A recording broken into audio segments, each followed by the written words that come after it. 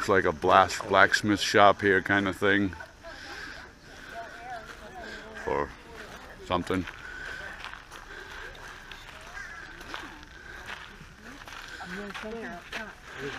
That is a really cool thatched roof, I'll tell you. No, I'm thinking the same thing. That is really neat. Made out of a reed. It's made out of reeds, that's right. Reeds, yeah. Have no idea if any of this will be something that will be able to be seen, but pretty cool to look at.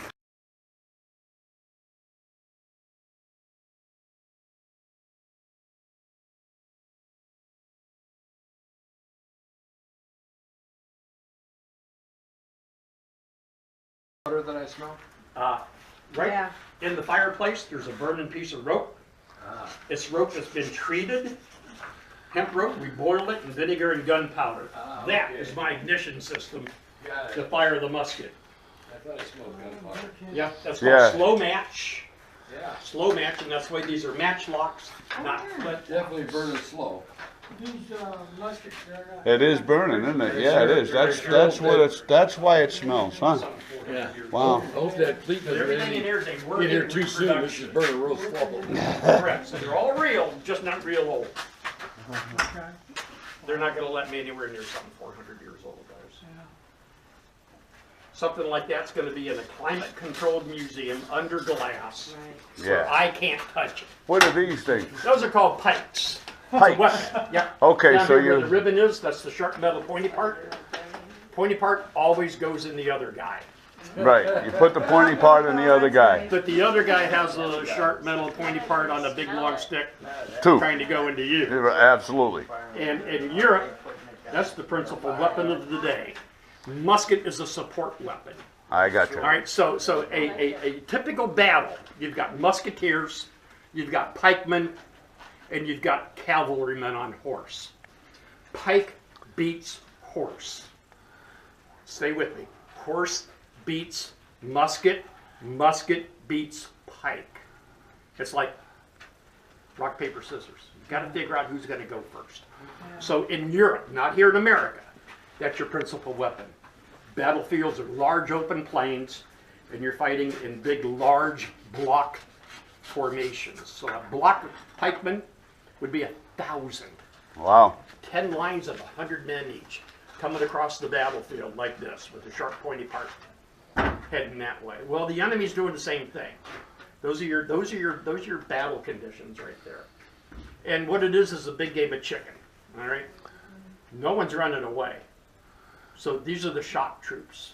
Now, if the enemy decides to charge on horseback, this is how to defend against the horse. That position right there, if you can all see it.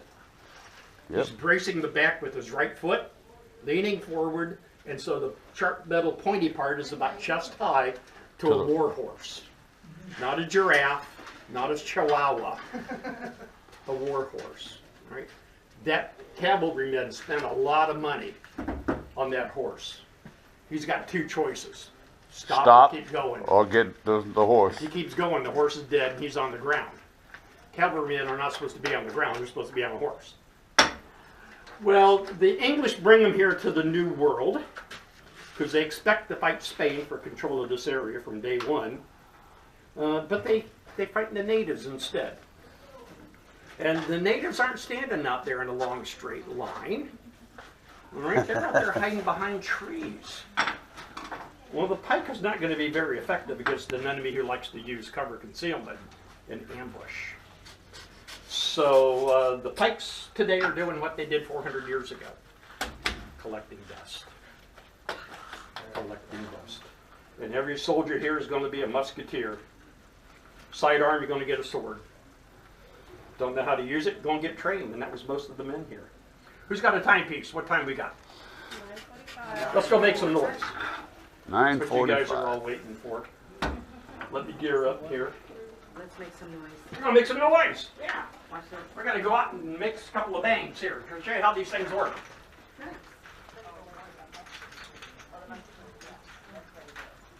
Think of this belt as my 17th century speed loader.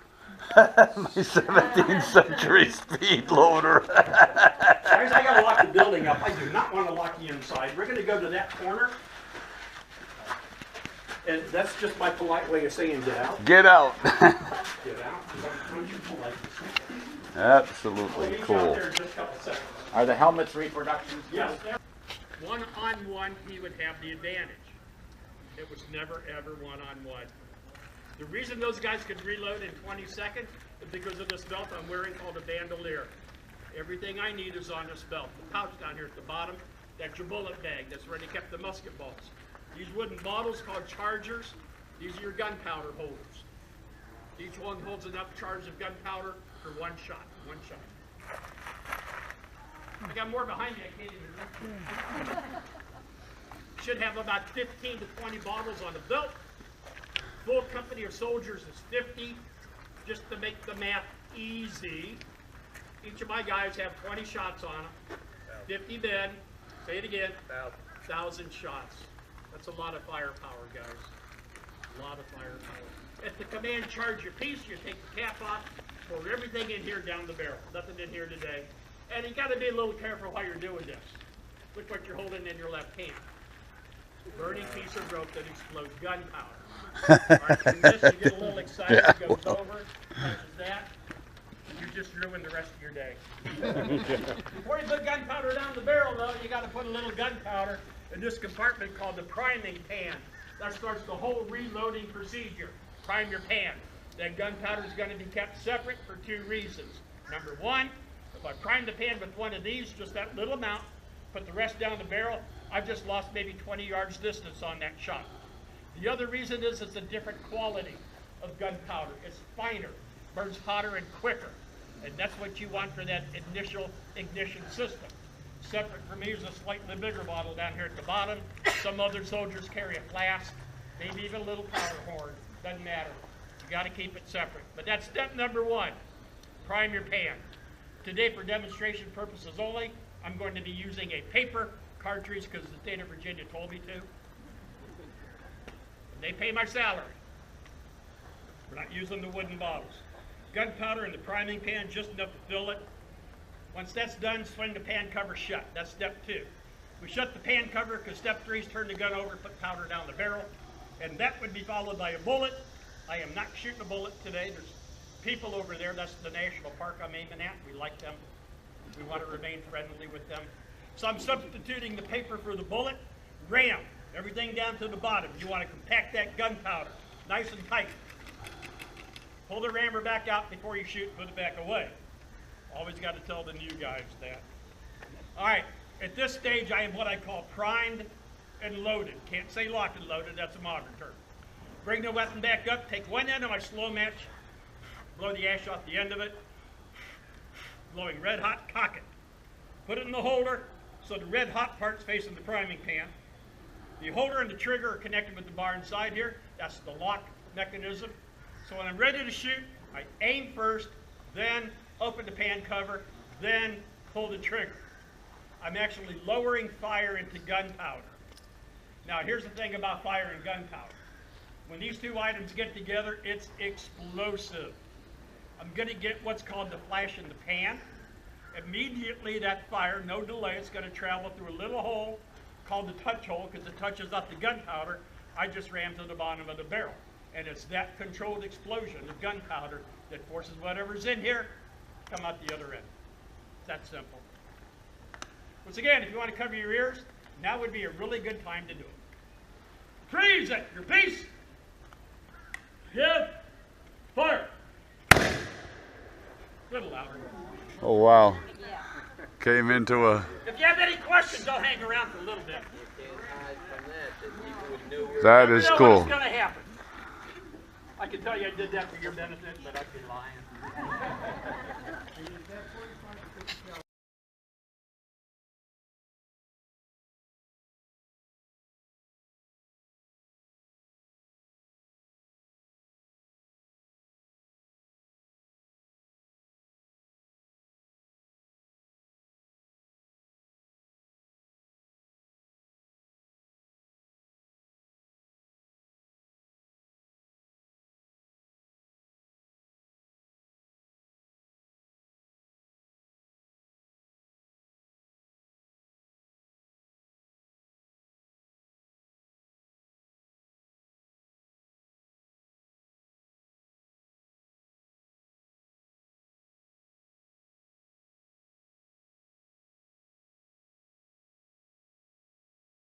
wouldn't match.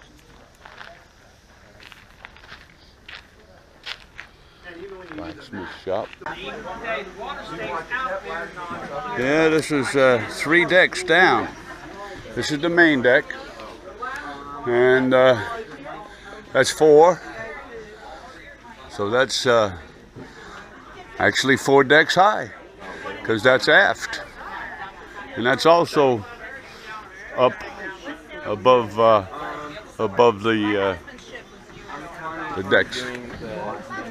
What a coincidence. Okay. There you are.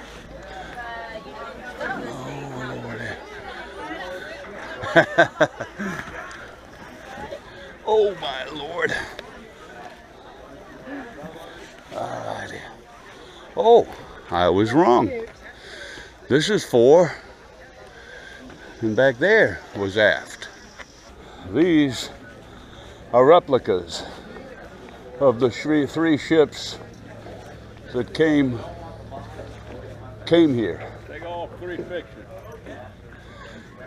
The biggest of them was the one that I was just aboard.